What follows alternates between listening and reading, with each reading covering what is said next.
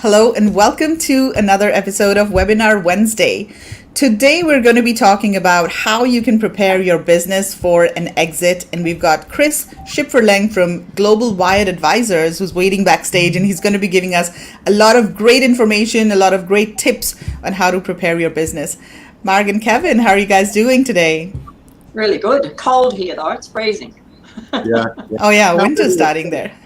We're really well, Magla. We're busy, but we're well. We're well. That's awesome. So one of the things that's coming up next week is our listing optimization workshop with Verity Sivell. And this is the second time that we're doing this workshop. And the first one was a super duper success. Verity is such an amazing presenter. And she, of course, has so much experience doing listings herself. She has worked on hundreds of listings, and she used to work for a top Amazon agency, and she's worked with a lot of brands. So in case anyone's interested in this workshop, check out, get more details at this link, theagentseller.com/listing-workshop. It's a 2-day workshop, very hands-on, very interactive. You know, Verity goes onto Amazon and she does live reviews of listings. And if you have a listing that you want to get reviewed, she will do that as well. And we also talk about keywords, and Verity's got this really advanced worksheet that she has that she calls a keyword bank. So when you're just starting out and you have all of these keywords that you want to document and put together on a spreadsheet, she's got a really nice template to help you do that as well. And so, yeah, very comprehensive workshop where we talk about everything that's related to listings, whether it's images, title, description, A+ content, branding. Oh my God, it's just so much. I think she's got like 200 slides or something. It's great value for anybody that's sort of at that stage. And it's super value, and Verity's super helpful too. Yeah, she's amazing. Yeah, and she will, of course, she records a lot of additional videos as well apart from the workshops. So you've got the workshop replays plus all of the templates and documents that she gives, plus she's recording a couple of other videos as well. So there's a lot of information that you get, and it's great for newbies. It's absolutely amazing for newbies, but it's also really good for experienced sellers who maybe already have well-established listings. So highly recommend it. Definitely check it out. Okay, so Marg, what else did you want to talk about? I'd just like to say we're happy to say that India is looking like it's opening up. I mean, a lot of the factories are now, slowly coming open. Everything's coming out of lockdown, which is great, which means we can actually plan our next Viz show and our launch of our brand new website. Excuse me, my dog. Even Bryson is excited. Excuse me, he's being naughty. Hopefully, by the end, another 2 weeks or 3 weeks, we should be doing our first Viz show again after lockdown, because all the suppliers will be able to get to the factory and we'll be able to do we've got lots of surprises too coming up. So wait for that. Awesome. And I'd just like to say, Magla, that the donations for Natalia have sort of increased significantly over the last sort of week or so, and we sort of made it over the 10K mark, which sort of make you happy. It makes me very happy. The donations, it's creeping in slowly every day. I go look and it's sort of creeping up, so it's fantastic. I mean, it's fantastic. We can't thank people enough for taking the time to donate and to take it on board. And if anyone's interested, yesterday Payman as said, did an interview with Jaswant Kaur, who's the one of the directors of Depalia, and it's a beautiful interview, isn't it, Marg? Yeah, no, it was good. Really nice. Yeah, really nice, so very inspiring. Please go and have a look at that. And she's a very inspiring lady, and beautiful smile, beautiful heart. And Payman sort of brings the best out in her, I thought. Yeah, very heart-to-heart conversation. Yeah, right. Yeah. So, indeed. Yeah, and if anybody wants to donate, please go ahead and do that. This is the donation link right on your screen right now. And we are basically giving out dry ration kits to people, to underprivileged families in India who are affected by COVID. And we've already given out donations to over 200 families. And as more donations come in, we'll be supporting more families as well. So please go ahead and donate. Every little bit counts. And look, the 4 cups of coffee, hey people, 4 cups of coffee feeds these families for a month. So I think, Exactly. if you think about that, $20, and you're feeding a family of probably 4 or 5 people for a whole 4 weeks. It's not much to sacrifice. Yeah, All right. $20. We've better get back to Chris before he disappears. Yeah. Okay, let's invite Chris on stage now. Hi, Chris. Thanks for waiting so patiently backstage. Hey, no worries. I was going to play a joke and hide under my table. It completely disappeared. So Here he is. He's under that's there. right. That's right. Just bring up a couple puppets to talk about. Make it way more Awesome. interesting.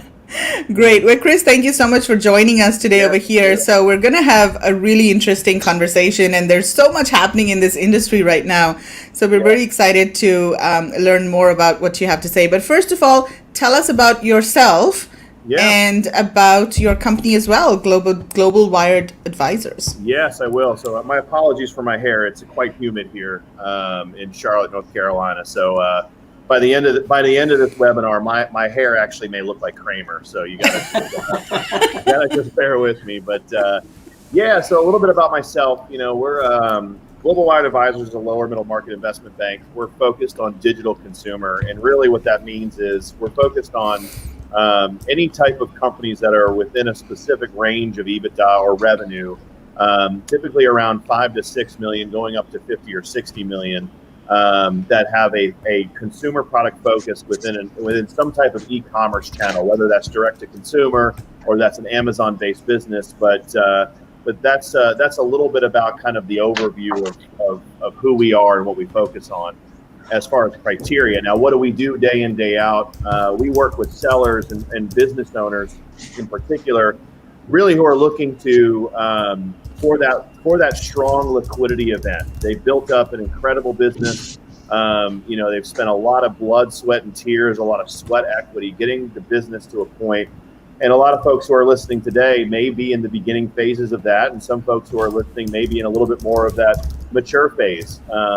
But once you're ready to take your business through a real strong process and put it in front of the right buyers, Global Wired Advisors is heavily focused on what we would call the correct term is sell-side engagement. That's just a really cute way of saying we can help you, we can help sell your company. As an investment bank, we do have other products that we do offer. We do help with some capital raises, but typically when it comes to specific capital raises, they need to be in a certain specific size.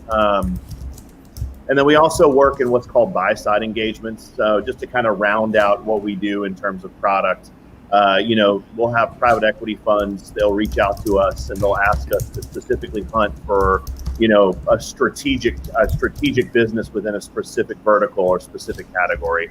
Recently we just had a pretty decent size private equity fund reach out to us and they said, hey, we just created a fund, and it's funny. Private equity, they're so creative. It was fund number 4, right? They had fund number 1, fund number 2, and now there are 3, and now 4. And that particular fund had an investment thesis and a strategic, thesis to go after the furniture category. And so they actually called us and said, hey, we're looking for businesses within a certain criteria. We want your help to go hunt for these particular type of companies and make introductions. So that kind of rounds out what we do. 99% of where we're focused, just given where the market is, sell-side engagements. The market's just so frothy. There's so much, we call it fast money, that's pouring into this particular part of the capital markets. That's pouring into this space, and they're really materializing in the form of what we call roll-up funds, aggregator funds that are looking to purchase, lots and lots of cash flow positive Amazon-based businesses. And there's also roll-up funds or aggregator funds that are looking to purchase Shopify-based businesses as well. There's really starting to become some real segmentation.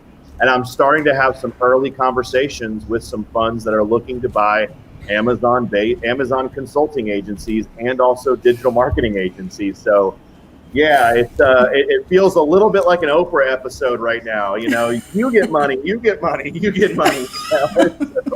It's becoming a little bit ridiculous, to be honest. So, you know, you got a lot of noise, and how do you cut through that noise? You know, how do you find an expert who can really help you, you know, discern between what's a really good fund, what isn't a good fund, you know, what's the right path for your business, what isn't. And really, as an investment bank, that's really where we play such a strategic role when it comes to our advisement. So that's a little bit about us. My background, I came from consumer products. So, you know, I worked in baby products for a very, very long time. I started with a Japanese company called Combi. They were a stroller and car seat business.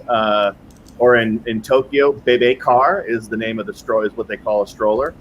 So yeah, I worked there. It was a publicly traded business, but I was part of the management team in the United States. I started off as a young buck and worked my way to number 2 in the United States, and it was a great experience. I actually had it was my first taste of going into China and working directly with factories, and I spent a lot of time, you know, working directly with factories, and it's interesting when I get to talk to business owners that you guys consult with, that you guys work with, and you know, when Megla and I first spoke, I have such a passion for business owners making sure that they truly build a relationship with their supplier.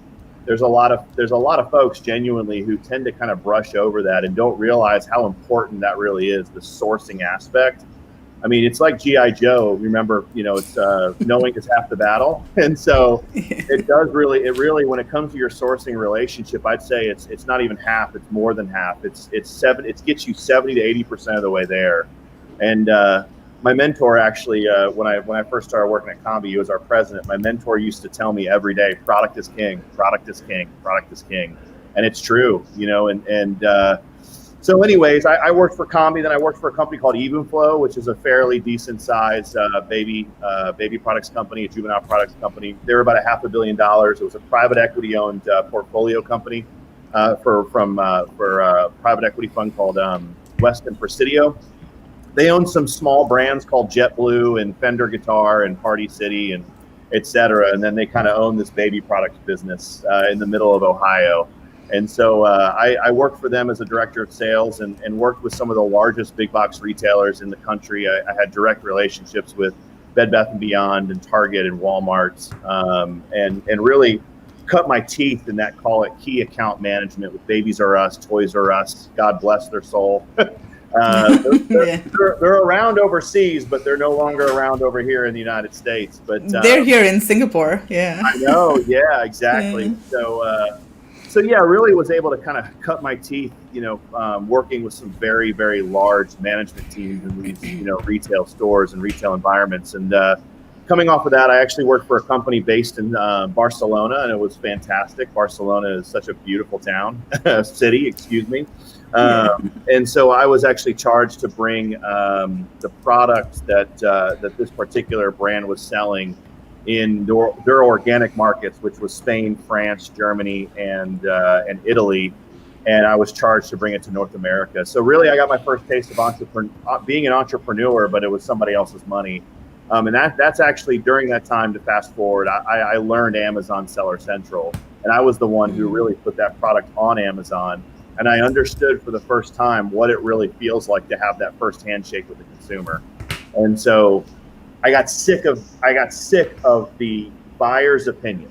I got sick of the subjective, not a whole lot of data type of conversations I was having, and I was ready to have that conversation directly with the consumer. And it was really good timing. Fast forward a couple of years after that, I joined Global Wired Advisors as a managing partner, one of the founding partners of our firm, with my 3 other partners. I came from where I just came from, and what I explained, my partners all came from the institutional investment banks. So they worked for Citibank, they worked for Deutsche, Wells Fargo, Bank of America, Bayview Asset Management, The Hartford. And they had real institutional backgrounds and financial market backgrounds. And so they worked as managing directors and above. So really what our firm brings to this space is something that we would consider very unique. You know, we bring that institutional investment banking experience, but we also bring that on the ground consumer product experience as well. Right. You know, really Awesome. knowing what it means to truly start something from scratch and grow the business into something and let it blossom by choosing the right channels to allow it to blossom in. So yeah, we excited to be here and talk to you guys about all the fun stuff that's going on Fun right stuff. now. Great. So what you are basically going to be talking about and is the top 3 ways that businesses can prepare themselves to optimize a sale. So what is the number one thing that businesses need to focus on? Yeah, I think I'll kind of start with what we call the 4 Ps of kind of financial organization.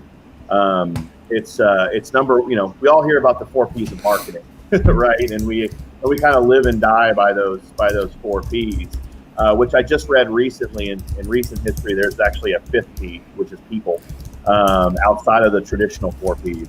But yeah, it's the 4 Ps of financial organization. Number 1 is preparation. Number 2 is presentation. Number 3 is projections, and number 4 is performance. So let's walk through those and give some brief overview of what all that means. Preparation. It's about having your financials handy. Now, something that's going to be speaking very near and dear to y'all's heart. I say y'all because I'm from the South. To y'all's heart is COGS. It's cost of goods sold. By the way, to anybody who's listening, it's the number 1 thing that a buyer will scrutinize and spend a lot of time on. So have your cost of goods sold handy. Know what they are. Have your invoices ready from the factory. Understand where, you know, have your invoices from your shipping, from your logistics supplier. Have that all handy. Have everything stored in just one central or organized place, whether that's QuickBooks, whether that's Xero, you know, whether that's an ERP system. But for most folks who are small business, that's going to be Xero or QuickBooks effectively. But have something that is a centralized kind of data storage center. You know, understand your OpEx, really kind of understand the types of expenses that are going into your business, but having it all handy. So it's really about just true preparation, right? Because a lot of small business owners that we talk to that may not, you know, they're not ready to go to market, they're just really starting out, they're running at 110 miles per hour. And because they're running at 110 miles per hour and they're working on all functions of the business, unfortunately, organization and preparation in particular, it tends to just kind of go by the wayside. So they unfortunately with finances, they have to usually play a whole lot of catch up. And so anything that I can tell anybody on this that's listening right now, please, preparation is so key. So it's the first P is preparation. Second one is presentation.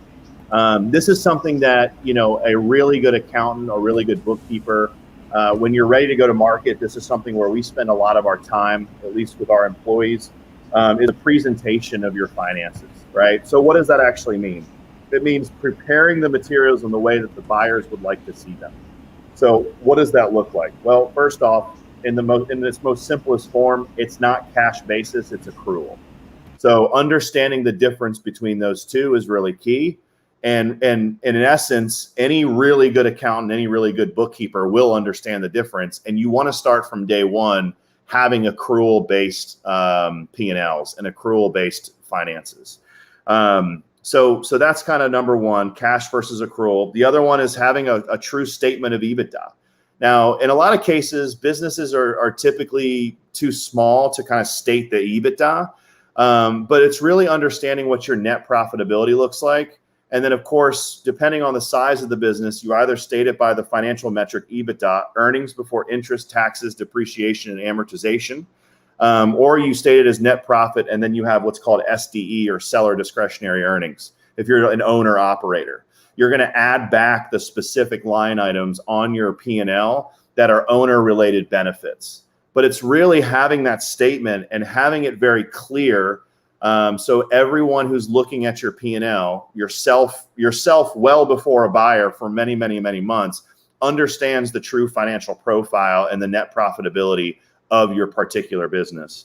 Cash flow projection. That's actually the most important thing, because honestly, understanding your net profitability, yes, it's absolutely needed from just a pure know your data and metrics perspective. But cash flow is actually what's in your bank account and what can I afford to buy? What can I afford to buy right now from my suppliers, right? Very important. I couldn't state that more, especially when you're in growth mode, when you're looking to go into, new product extensions, when you've got a core product and you go back to your sourcing agent and you say, I'm going to need to get into X, Y, and Z categories.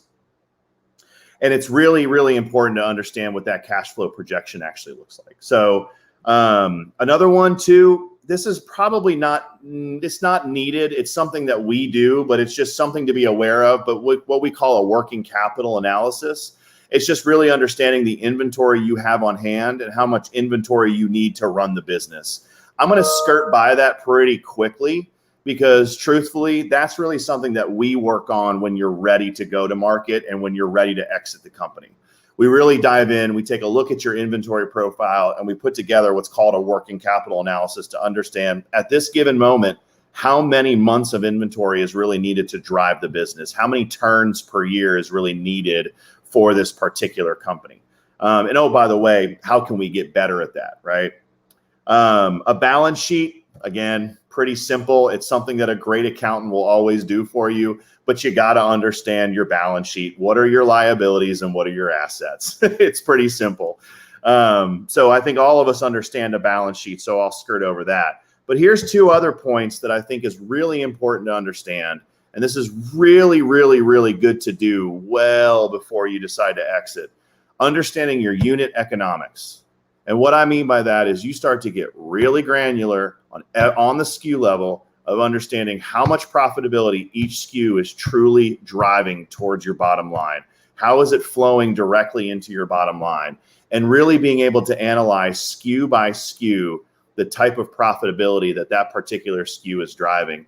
And or if you have a SKU that might be what you consider a loss leader, is it actually doing its job to then drive true accretive profit to all the other SKUs that it's going to parlay into, right? So understanding your true unit economics. I would even go a step further. And if you are in different channels and not just say Amazon, then understand your channel economics too. Understand kind of, what is Shopify driving in terms of the true economics of my business versus Etsy versus Amazon versus wholesale, and being able to really and work with a strong accountant and a strong bookkeeper to piecemeal all of that out and look at it in its own silo to see how it's benefiting the overall financials and how it's flowing into your bottom line. Very, very important. These are all things in terms of presentation that's really, really good to get a handle of well before you talk to anybody like us and well before you even think about exiting your business. Because really point blank, if you decide never to exit your business, these are really, really, really good business practices, period. If you walk into any type of corporate environment, which I'm sure I didn't have a chance to hear your backgrounds. You got to hear mine. But if any of us have worked in a corporate environment, we know that when you talk to a CFO and you start talking about budgeting and you talk about planning and you talk about projections, these are all the conversations that go into a complex organization. Really good business practice. So number 3 is projection. So we went through preparation, we went through presentation. Now we're going to talk about projections. It's something a lot of people hate doing and a lot of people are terrible at. And guess what? There are a lot of experts who are not that great at projections and sales forecasting. But the point is to really dig in and try and understand from a budgeting perspective, by unit, by channel, a true projection of where the company is going.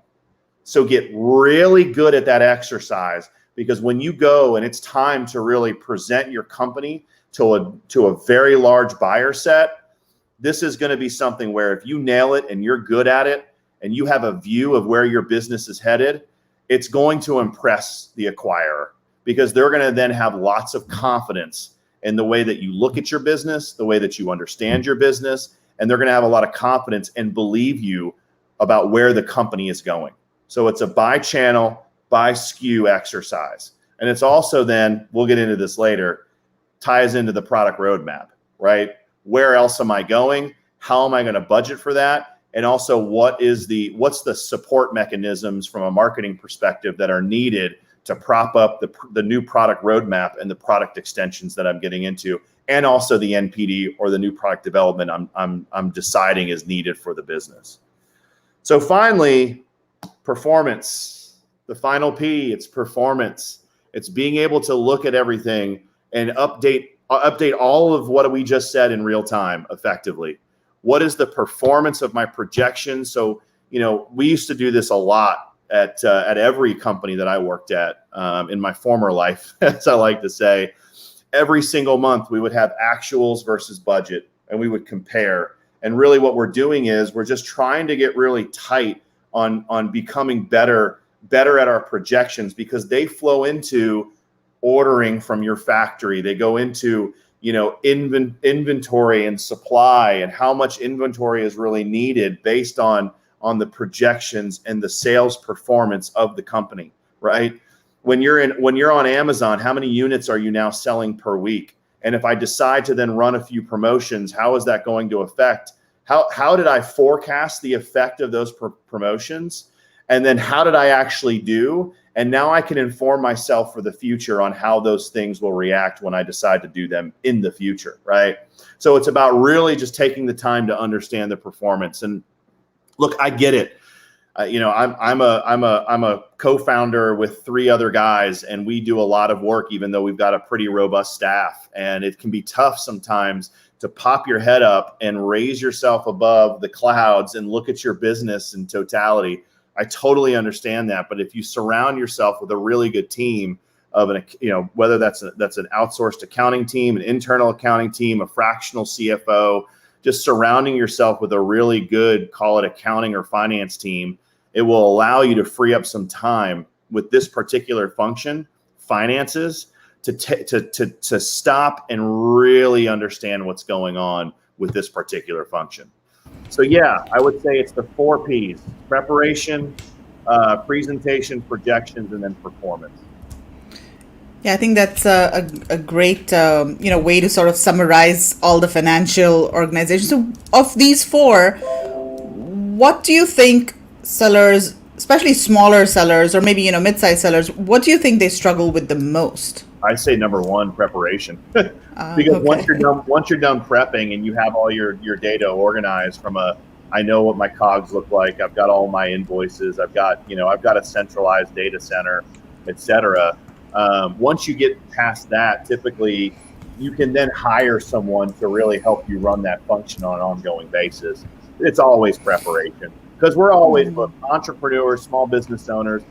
We're always busy just being in the weeds and trying to work on the business and trying to strategize to where the company is going. And we tend to trip over a lot, just those granular details, because we're just so laser focused on making sure the product is good, the product has arrived, and the product will sell. Exactly. So Trish has joined us here. Hi Trish, how's it going? Trish is still on vacation. No, yeah, Trish is up on sunny Queensland coast now. Hi Chris, how are you? Yeah, no, key preparation is always key. It doesn't matter what you do, whether it be a game of golf. It's sort of like the preparation. If you don't sort of have time for the preparation, sorry, I have to keep going back to golf, girls, but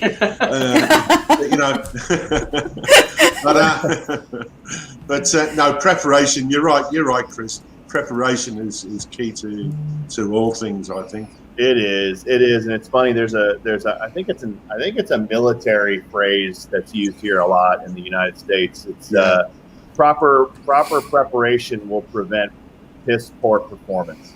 There you go. That's the phrase. So yeah, good preparation I like that one. Will prevent that performance. So yeah, I had a former CEO that just used to say that all the time. So. So Trish is working, not all holiday. Okay. She it's has only a little bit of holiday. Okay, so what's the next thing that we're going to be talking about? So first was financial organization. That's the number Yeah, one thing. I'd say the next thing that's a natural progression, just based on what we talked about, which is understanding your projections. It really does flow right into a product roadmap. I think there are a lot of business owners that we speak to who will work very, very hard on a hero product. Will work hard on call it just it's all very short term and transactional SKUs, right? I just need to get more SKUs. I need to get more colors. I need to get more variations. And it's all very short term and highly transactional. And what we have run into from a minority perspective is business owners who have actually plotted out a full roadmap for the next, call it 2 to 3 years. And it really is key. I mean, we've got some very tangible evidence that when you take the time as a business owner to plot out the product roadmap, and it passes what we call a true sniff test. It's defendable. It doesn't look like you just did it in a matter of 30 minutes, like my kids like to do sometimes for homework. You really took the time to think through where the business could go, and then you tie it into the projections, and then you also tie it into the support mechanisms, which really are marketing dollars to support the launch and sustainability of that product roadmap. It just brings a whole new level of confidence to the business, and potential acquirers then start to get really excited about the forward opportunity. And really, if you boil down an exit, right? A lot of folks say, well, it's the trailing 12 months and it's a multiple on the trailing 12. Yes and no. Yes, that's the financial metric that a lot of folks will look at, and a lot of very sophisticated capital will look at. They'll take your trailing 12 months, they'll apply a multiple, but what drives the multiple up is the forward opportunity. And if you've got that mapped out and you've already thought through what that forward opportunity looks like, it's gonna, because they're not buying, an acquirer is not buying your past. That's what they're just basing the value of the business on, but it's gonna drive up the value if they become highly confident in where the business is going. And so really kind of mapping that product roadmap out, highly important when it comes to an eventual exit. And if you haven't gotten there yet, and you come to our firm and you've got a really nice brand, you've got a really great business, we know that, of course, taking you through a process is going to get you a really strong trade. We're going to spend a lot of time with you on the forecasting element, and we're going to spend a lot of time on the product roadmap, because it's really important to project out to a large list of acquirers. So when you say product roadmap, do you mean that the seller should have a brand, or maybe the product categories that a seller chooses should have a lot of related products that can be added to the brand on an ongoing basis? So let's say, I don't know, home decor, for example. I mean, that's very broad, of course, but let's say, somebody's doing, I don't know, candle stands. So is that maybe too narrow of a niche, or is maybe baby products? That's a better example. So let's say somebody does baby products. I mean, what exactly are people looking for? Yeah. Great. For instance, I've got 2 client examples I can give you in baby products, since you brought it up. About 3 years ago, we sold a direct-to-consumer stroller company. And when we were prepping them for market, they had a single stroller. It was lots of really, really good, I'd say, unique selling propositions for this particular product. It was extremely lightweight. It folded down really small. You could actually fit it inside of the bin of an airplane. It strolled really well, so the wheel bearings were really nice, et cetera, et cetera. But they had a single stroller and a double stroller. But the product roadmap that they were able to build out, when we were prepping the deal for market, they launched a triple stroller, but they had a quad stroller in the works, and then they had a high chair and a play yard already in the works. And so even though this is small scale, they had a product roadmap that was able to show that, hey, we don't have to just be a stroller brand.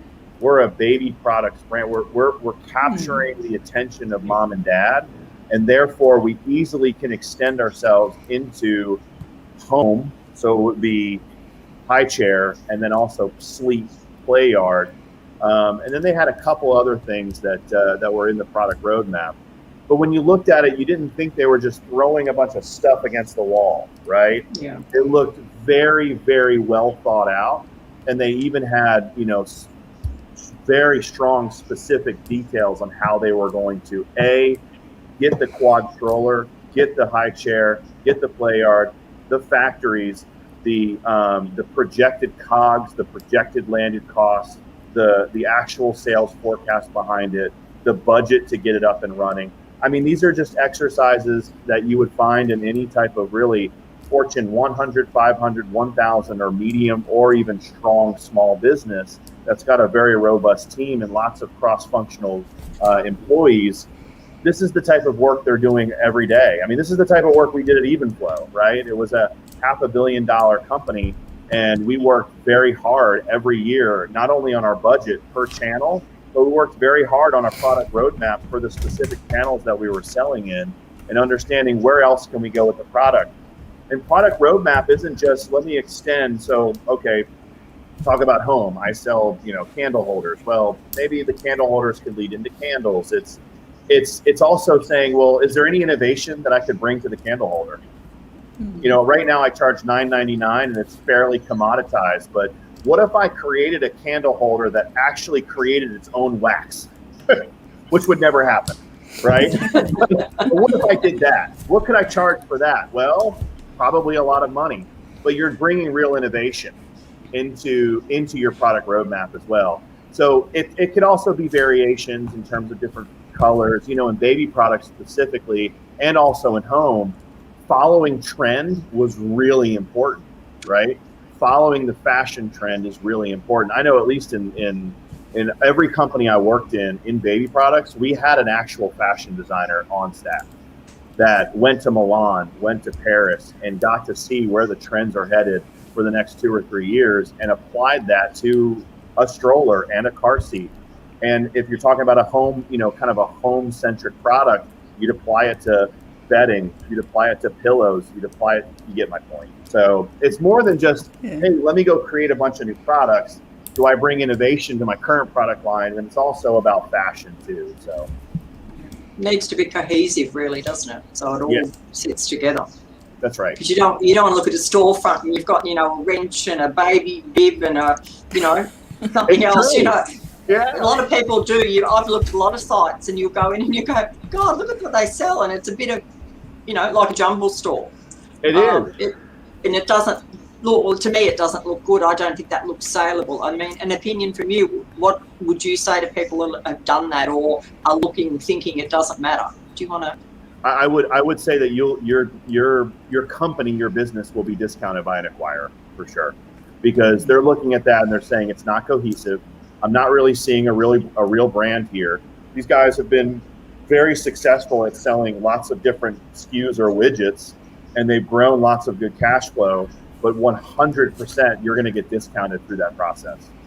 If you've got a brand and it's cohesive, to your point, where you look at the entirety of the brand and you go, wow, it just gels together. It makes perfect sense that this baby products company isn't selling a hammer and a stroller.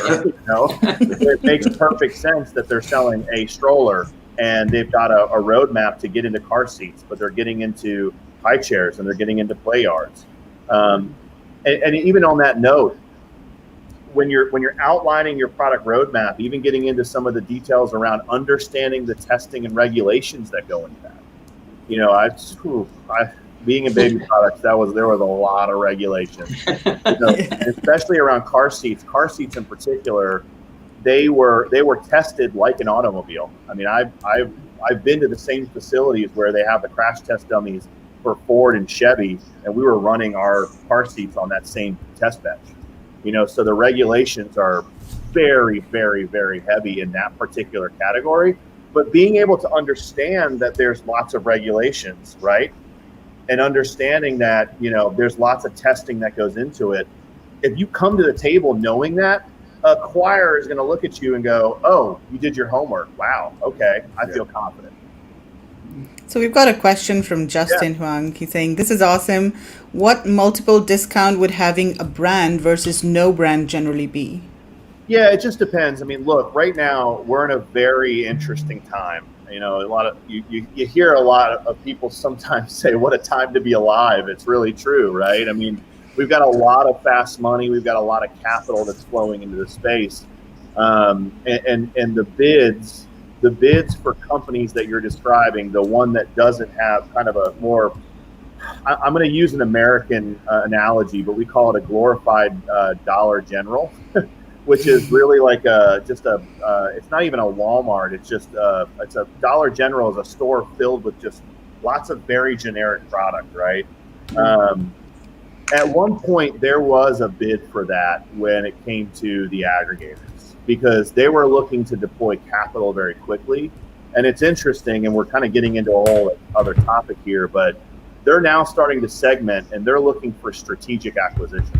They're starting to.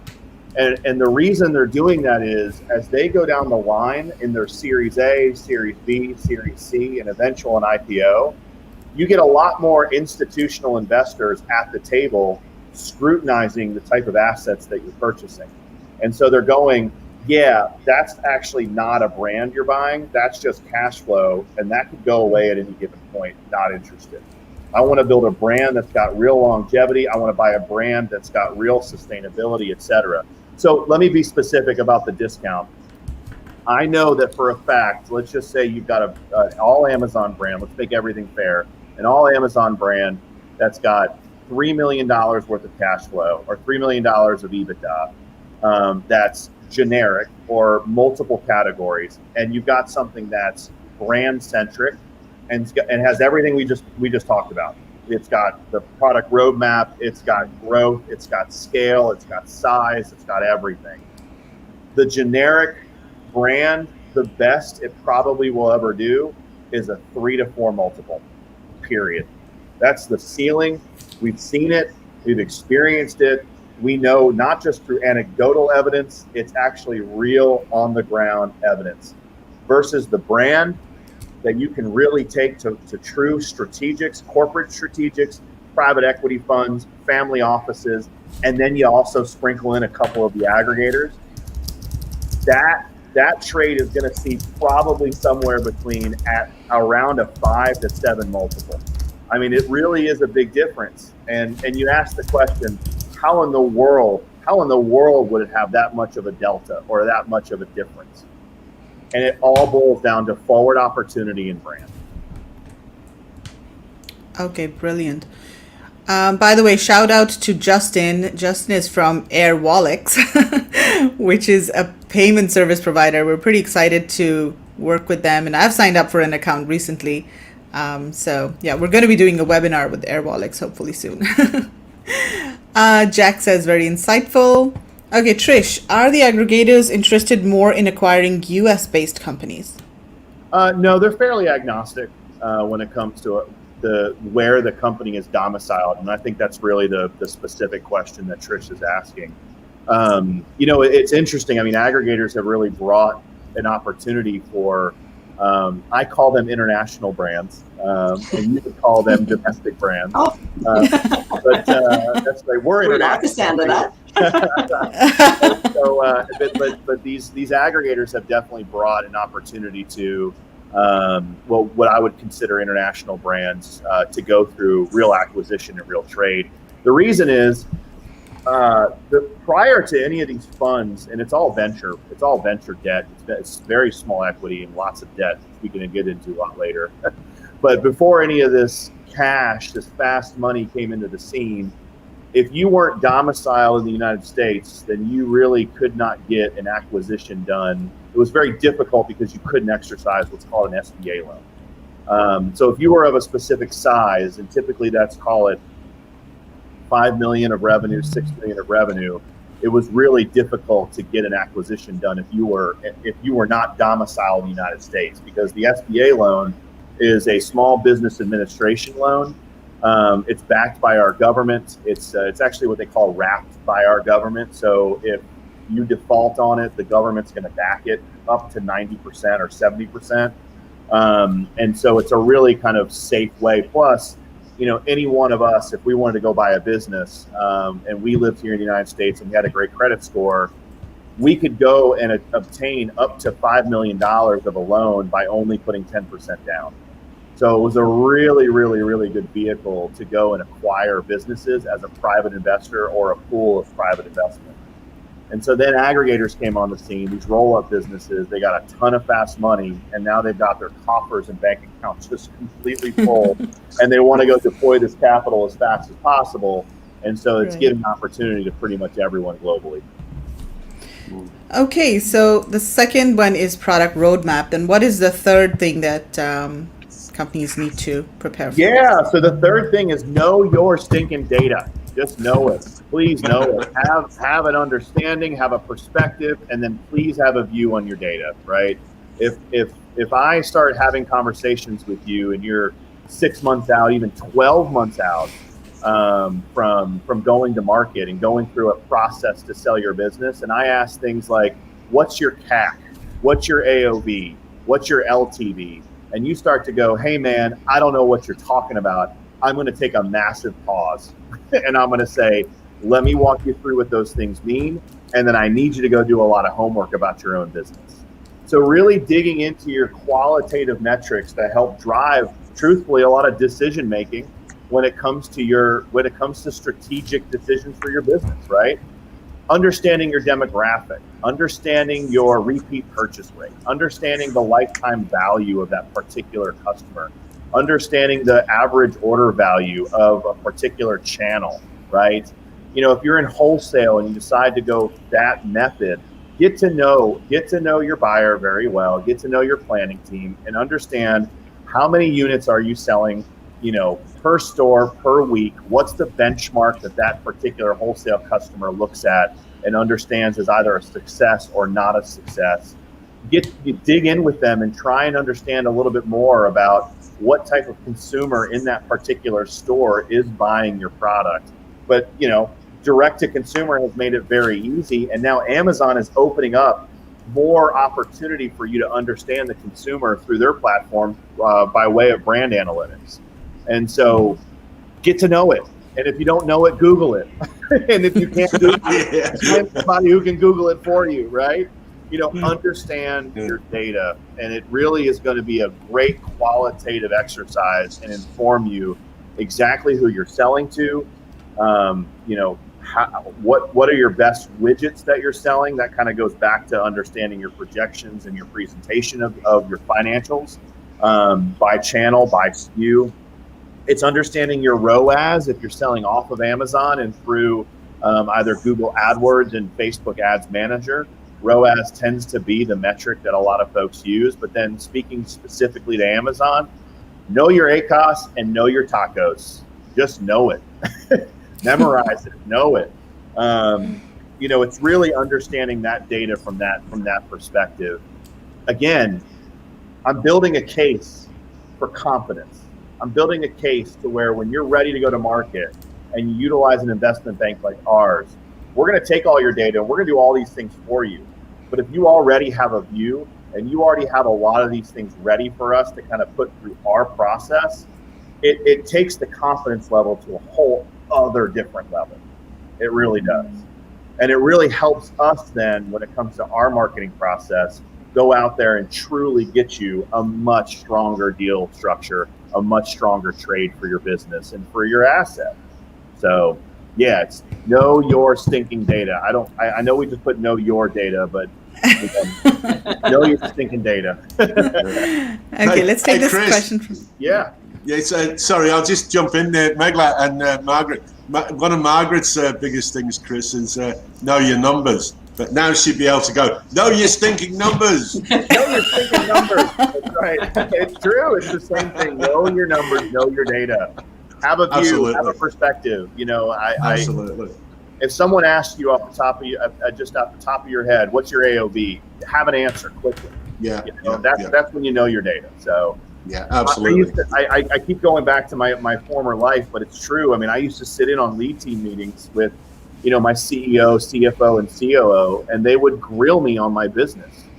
And if I didn't know my business, man, I was in massive trouble.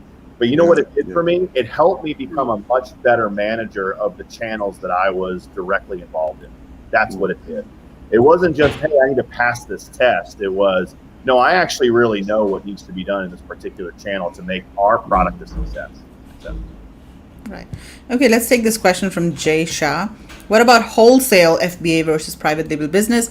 What's the percentage interest for buyers for one versus the other? I'm sure PL is more preferable, but does high volume wholesale FBA business get some interest? Great question. We actually took a thesis out on 2 businesses this year that we normally would not have taken to market. We primarily focus only on private label. As I mentioned earlier, we work with businesses typically between, in revenue, 5 to 6 million, all the way up to call it 50 to 70 million. We'll go up from there, but we typically don't go down. So we took a thesis on 2 particular businesses that were retail, that were resale or wholesale FBA businesses. The first one had a real moat. It actually had a distribution agreement with a European company, and it was a US-based business. And we said, hey, let's see if that protection is worth something. Let's see what value buyers will see in this particular protection, even though this owner did not own the product.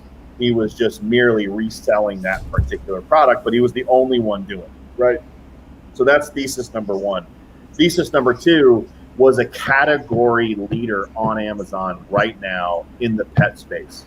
So you've got, not only is it a category leader, but it's in a category that is really hot and getting tons of attention from the capital markets. So I don't have a specific view just yet. I will tell you the one business that we took to market, it's currently still in market, that's got the distribution agreement. Lots and lots of headwind. It's not easy. So when you're asking kind of for the percentage breakdown, 0 for no question, 0 aggregator bid. And we're actually now shopping it to private equity because it has enough Ebitda to get the attention of specific private equity funds. And we just started that effort this week. So I'll have more information. Jay, feel free to follow up with me, and I'll give you my information at the end of this webinar. But the other business has not gone to market yet, so it's a thesis for us to see, what will be the interest in bringing a business that's resale in a hot category leader that's got real size. I mean, this particular business last year they did 80 million. They're going to probably do 110 to 120 this year. It's real size, real scale, but profit margins are very slim, and right. It's just you're relying on a lot of other people and not your own particular brand and your own control of that supply. So it's tough. Right. So we have 5 minutes remaining. Let's take a couple of questions. So guys, if you have any questions, we'll start wrapping up now. So type your questions in the comments. And I guess one question that I had, Chris, was, and we were talking about this before we went live, is that what does the future look like? First of all, you were saying that consolidation is already happening among the aggregators, right? Like the bigger ones are sort of, or the smaller ones are trying to sell to the bigger ones. So that's one thing. Like, what is that going to look like in the coming year or so? And then secondly, what is Amazon going to look like in the coming, few years with all of these aggregators buying up these brands? And is it going to be, a situation when 2 years down the line, most of the brands or, the third-party sellers on Amazon are sort of these aggregators? And what does that mean for smaller entrepreneurial buyers who want to start an Amazon business, let's say, 3 years from now? I think I've got a lot of good news. Okay. We tend to look at a lot of things in a vacuum because it's the only PR that we're reading. It's the only press that we're reading, right? Every day we wake up, we scroll through our LinkedIn feeds, and then all of a sudden, we're seeing this aggregator just raised X amount of money, and this aggregator is doing this, and this aggregator commented on this, and it's a lot of activity right now. But it really is in a vacuum, and compared to the amount of capital that's out there. I'll give you for instance, there's over $2 trillion worth of dry powder or capital across all corporate balance sheets, private equity funds, family offices. This particular part of the capital markets has only raised $4 billion, and most of it's debt, not equity. You know, the capital that's ready, that we call it dry powder, and that $2 trillion, a lot of that's ready for equity, not necessarily debt, not necessarily providing debt. And so it still really is such a small part of the capital markets. That's the good news, right? Now, there's no other aggregators probably coming on the scene. I'll probably eat my words because tomorrow there'll be an announcement, I'm sure. You know, we were told by several top funds that the spigot has been turned off for new capital. So really the press releases you're going to continue to see are that top quartile funds. They're still raising money, and they're going down the path of Series A, Series B, Series C. With venture money, my gosh, we could do a whole other webinar on this. With venture money, we call that canary in the coal mine, right? You probably have heard that phrase before. And when you talk about a canary in the coal mine, really it's a way of describing something that hasn't been proven yet. Let's see what happens to the canary, right? So that's typically venture money. That's the fast money that comes in. The good news about a lot of these Amazon, I'm fast forwarding a lot of commentary because I know we don't have a lot of time.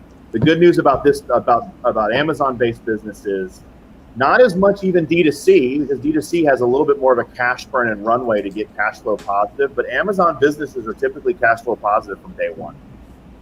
And that's catching the attention of private equity, real private, true, what we call true traditional funded sponsors. So out of the $2 trillion that's available, the amount of money that we've been able to calculate that's available for consumer discretionary, which is consumer products, is around 300 to 400 billion. So you think about the 4 billion that's been raised, 3 to 400 billion ready to roll, and all they're really doing is going, how much scarring am I going to see from all these new funds that are going after Amazon-only businesses? But they're already starting to come in. And I'll give you a great, for instance, there is I could say it out loud. There is a fund. Do you remember Ross Perot? He ran for president back in the early 90s here. He had the really big ears. He ran against George Bush. Do you remember him? I think he also ran against Clinton back in 92. And it was the reason why Bill Clinton won is because Ross Perot got involved. He's an oil magnate. He's got more money than you can possibly imagine. And he's got a private equity fund. His private equity fund is interested in getting in e-commerce because we're having conversations with them about it. That's a really strong proxy for anybody who's listening on where this is all going. Where is it going in 2 years? Here's where it's headed. Number one, you're going to have new, really strong strategic money coming into the space. That's good for the sellers that are listening. This fast money is going to consolidate. They're still going to be purchasing businesses, but they themselves will also be turning into something highly strategic. So 2 years from now, Amazon, again, I'm fast forwarding because I got 2 minutes. Amazon, sure, you're going to see competitive pressure, but the really good news, and this is the strongest point of good news, there is zero saturation right now. Sorry, there's not saturation on the platform. I wouldn't say zero. There is saturation in some categories. But across all categories and on the actual platform, Amazon platform, you don't have saturation. What that means is that there's still plenty of runway for lots and lots of people to come on and become highly successful, even with the competitive pressure of these aggregators. But hey, I got a news flash for everybody listening. There's a lot of aggregators who are not great at operations. So take that in mind, that you could still do a better job than, at this point, probably 50% of the current funds that have been raised. And oh, by the way, here's another thing, and I'm sure aggregators are going to be all over my rear end after saying this. They're also not great at M&A. And so they've got a little bit of an issue right now, and I'd say it's more of that bottom tier. It's that kind of bottom 50% or bottom 40% that you've got, that they've got a little bit of a problem in terms of, they came late on the scene. They're not that great at M&A, so they're not able to get really good, strong strategic businesses, and then they're not able to actually build out a strong operational effort either. So right. I got it before 1 minute. You did. That was fantastic, Chris. I could listen to you all day. Yeah. I really could. And I mean, I know we've got to sort of cut it short today because we do have another thing to do right after this. But man, I don't know about Meglo, Marg, we could listen to, and I'm sure the conversation around, the exit numbers. I mean, we find that, myself and Marg, we find numbers and data sort of, we love that side of it. It's important. And we try to educate people that we know. Look, guys, know your numbers. Don't go in a business if you don't know your numbers. Don't go there. It's true. You gotta, you're entering the lines then. So. Well, look, anybody who is a great pilot is a pilot who can fly both from an instrument perspective and a visual perspective. And the easiest way to fly a plane is from a visual perspective, and the hardest is through an instrument. And that really is a good analogy on understanding your business, is flying IFR. It's flying through from your instruments and your data. By the way, Jay, yes, more buyers and more money in the field would mean higher multiples. Yes, we're already seeing that. We called this 2 years ago when we came into this. We came into the space 3 years ago, but got really, really active about 2.5. And we called it then, and we're calling it now. We are seeing multiple expansion, and we absolutely will continue to see multiple expansion as more sophisticated capital and strategic capital comes into the space. Yes. Yeah. Can I just say one thing to everyone listening? Sorry, Megla, that I know Chris is talking $5 million businesses, but look, if you're out there and you think, I'm never going to get to that, what he said, you still need to take into account. Even if you're going to maybe sell it for, $400,000 business, if you're making good profit, there are still aggregators and brokers out there doing those sales today.